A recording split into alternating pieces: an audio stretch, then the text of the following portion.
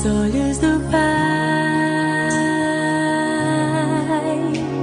Você é uma obra-prima que Ele planejou. Com suas próprias mãos pintou a cor de sua pele, os seus cabelos desenhou, cada detalhe num toque de amor aos olhos do Pai.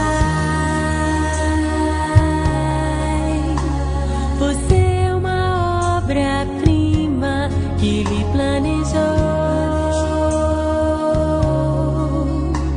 Com suas próprias mãos pintou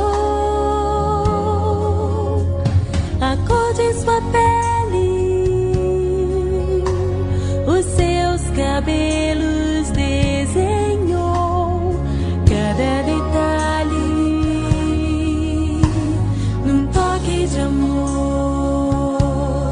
Você é linda demais, perfeita aos olhos do Pai.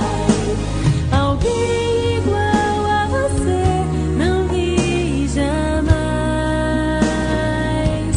Princesa linda demais, perfeita aos olhos do Pai.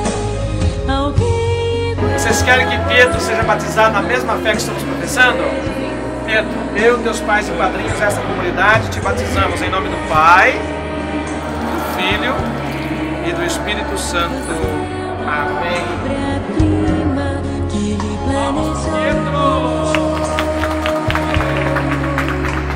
Com sua